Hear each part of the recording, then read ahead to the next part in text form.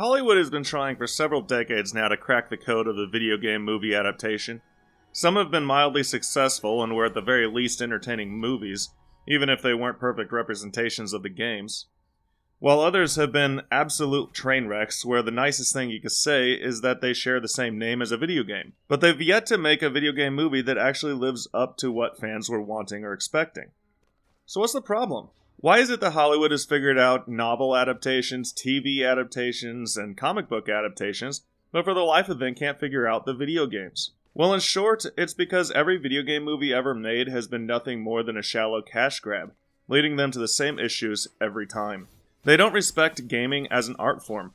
My oldest brother is 12 years older than me. That means he has a different opinion of various pop culture phenomena. With gaming, for example, when he was the target age of a gamer, games were in arcades. Arcades, for all you young tykes out there, were essentially electronic daycares. You'd either walk to the arcade after school, or your mother would take you to the mall and drop you off at the arcade with a pocket full of nickels. Then, while she walked around shopping for bell-bottoms and industrial-strength hairspray for 3 hours, you would enjoy walking from machine to machine, playing for roughly 5 minutes at a time with the sole goal of obtaining consecutive high scores so you could enter your initials as FUK and YOU, then laugh as you imagine the guy who works there staying late for 3 hours trying to eliminate your scores from the leaderboards before someone's mom saw it.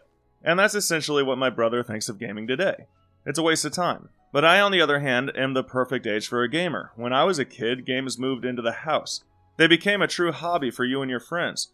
So you'd be at school and your friend would say, "Hello, friend. Yesterday evening, my mother surprised me with the latest installment of the Killer Instinct fighting game franchise. Would you enjoy asking your mother if you were allowed to attend dinner at my home this evening and then play several spirited rounds of competition with me and my little sister?" And then you'd go over to his house and play the game for a while. But then as I grew older and became interested in more than just passing the time with friends and instead wanted an actual story to experience, games adapted and we entered the era of Half-Life, Metal Gear, Max Payne, etc., and I had a whole new reason to remain interested in gaming.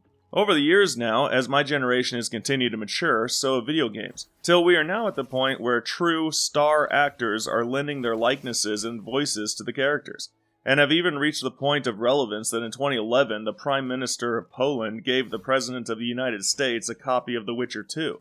So in my anecdotal opinion, if you're around 40 or younger, you probably have a higher opinion and deeper appreciation for video games than people who are over 40, because they never had the interest in updating their view of the gaming medium. Because of that, the Hollywood executives that greenlight movies based on games are doing it solely for the money rather than the appreciation of the story.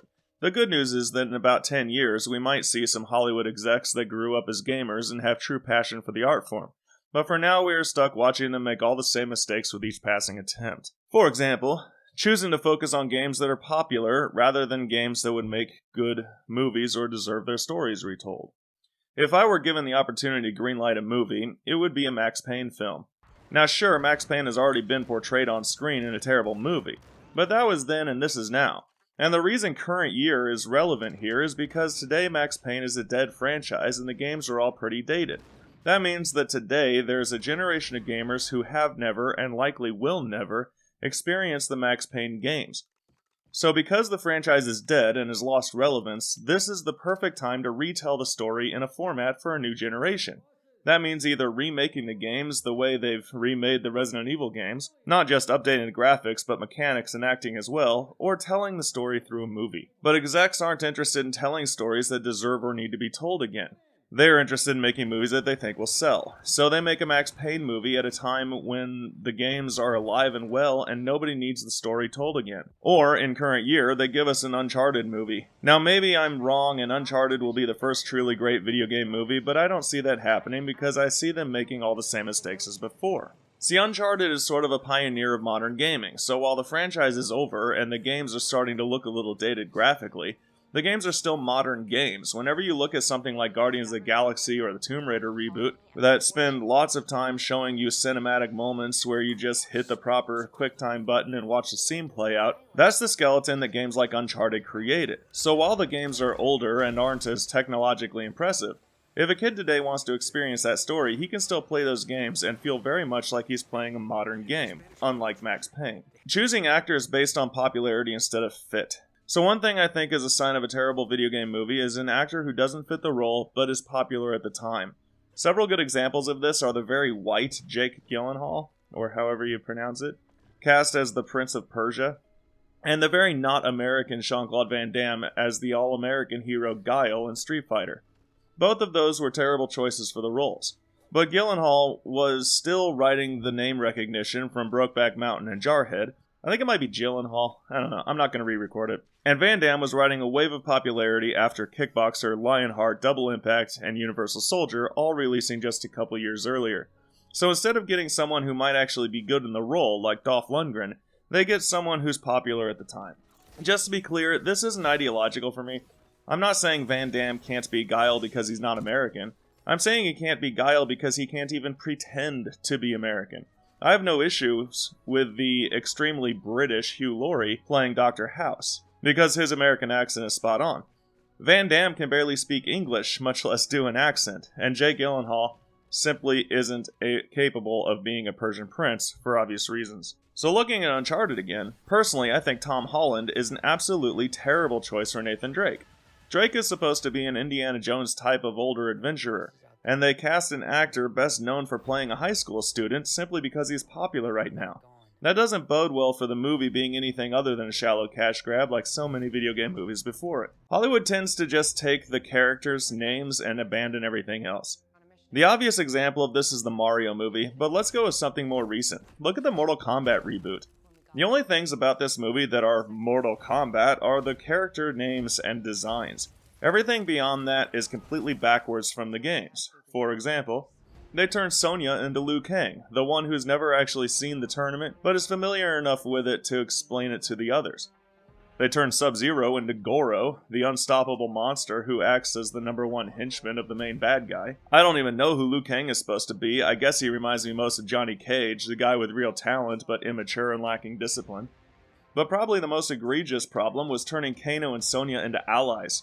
Anyone who knows anything about the MK storyline knows that Sonya's sole motivation for being part of the tournament is to kill Kano as revenge for Kano killing her partner. You cannot have those two be friends and still be making a Mortal Kombat movie. Which means I don't know what this was, but it wasn't Mortal Kombat. The thing is that video games, books, movies, cartoons, and the rest of the storytelling art forms all have strengths and weaknesses. So when you are adapting one to another, the primary thing you want is the story. The goal should be to tell the story in a form that takes advantage of the new format's strengths. So if you start to adapt a video game into a movie, and the first thing you do is abandon the story of the game to just do your own thing, you might as well just quit now before you waste millions of dollars on something that will clearly be a failure. Another problem is when they make the movie as though everyone has played the game and knows the story. See, one often unsung but also very important aspect of filmmaking is world building. Honestly, I think that writing the script for a movie is probably the most difficult writing an artist can do. Because not only do you need to introduce the characters, give them arcs to achieve, tell the story, and build the world, but you need to do all those things within an hour and a half, give or take 10 minutes. It's certainly not easy. So what a lot of cash grab video game movies will do is hire a cheap writer, who then ignores the actual world building and just assumes that everyone will know based on the game franchise. But a movie needs to be able to stand on its own. If you make a movie that requires the reading of a book or playing of a game to fully understand, then either it's not a story that can be told in movie form, or you've done a terrible job of telling the story. And they need to stop making movies targeted at gamers. So you'd think that the target audience of a video game movie would be fans of that game, but you'd be wrong, because fans of the game have already experienced the story. Just like Twilight wasn't made for fans of the books, they were made for people who may enjoy the story but aren't readers. So what they'll do with games is take a few key elements of the game, maybe some iconic moments, main characters, catchphrases, etc., and then they'll throw all those things into a C-level movie and just assume that the winks and nods they've made to the fans will be enough to get the audience. Alternatively, they'll make the movie hoping no one who's ever played the games will watch it. Like in Doom Annihilation, where the only thing they took from the games was the title, and the lead actress literally threw shade at the main character and, by extension, the game's fan base before the movie released. Some of these movies actually seem to have disdain for the fans of the games. You need to make your movie with the idea that half of your audience has never heard the story, and the other half is insanely obsessed with the story. With that attitude, you'll make a movie that does a good job of explaining what's going on and building the world, while also actually telling the story correctly and showing respect to the source material. So to recap, gaming is a legitimate form of storytelling and needs to be respected as such. Choose better games to be adapted rather than just choosing what's popular at the time. Get actors based on how well they fit the role instead of the audience they can draw. Tell the actual story instead of just taking bits and pieces and abandoning the rest. Don't assume people already know the story, and don't target the fans of the game. Thanks for watching. Bye.